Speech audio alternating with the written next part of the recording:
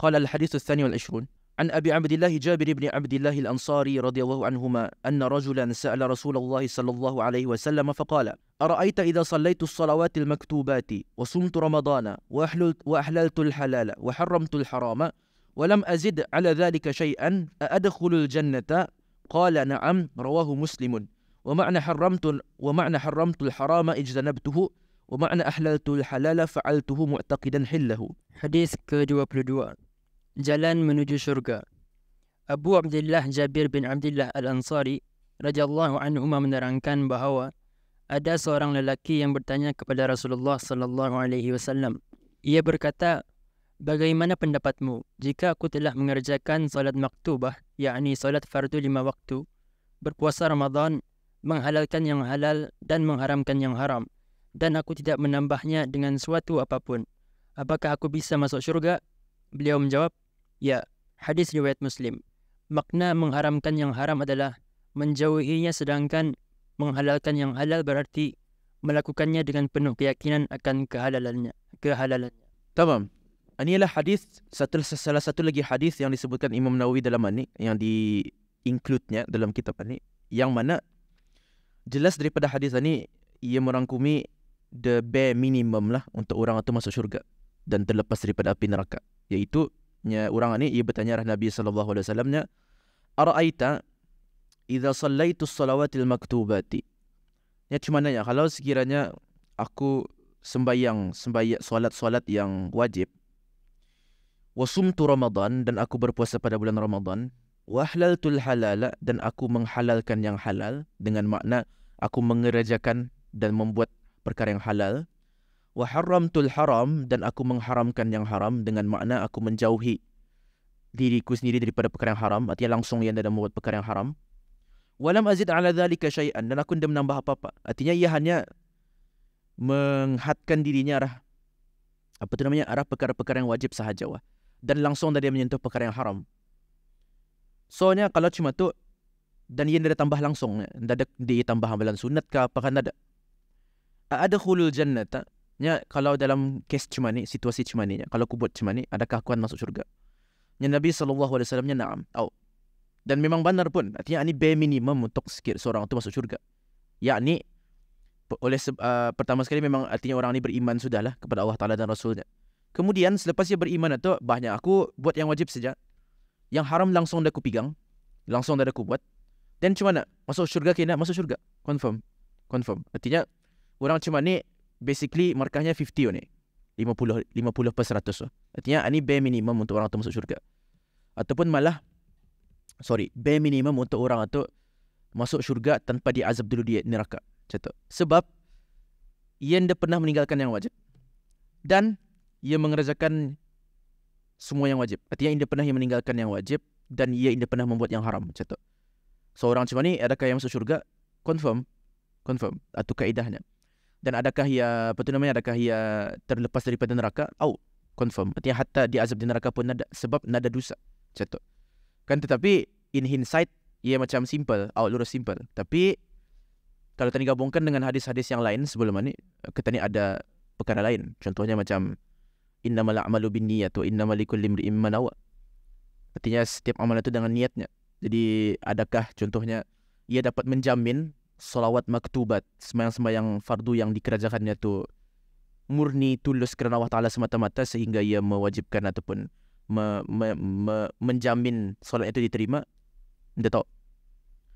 Dan hadis innallaha thayyibun la yaqbalu illa thayyiban, contohnya Allah Ta'ala itu thayyib, maha baik, dan ia tidak menerima segala amalan melainkan yang baik juga. Dan yang baiknya kita ni ialah yang terlepas daripada amalan yang baik, ialah yang terlepas daripada segala perkara-perkara yang boleh membatalkannya. Contohnya riya, contohnya takabur, contohnya lain-lain. So adakah ia dapat menjamin benda tu? Pun belum tahu.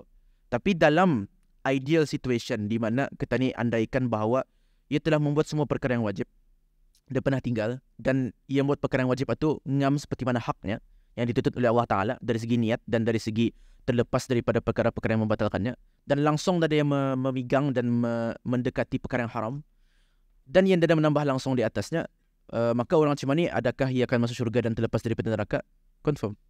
Dan ia sudah keseluruhan agama kita ni kan tak? Artinya keseluruhan agama kita ni balik semula kepada hadis-hadis sebelum ni ialah mengerjakan ataupun menunaikan hak-hak Allah Ta'ala dan hambanya secara sempurna dengan tulus dan ikhlas. Balik arah hadis ad-dinun nasihah.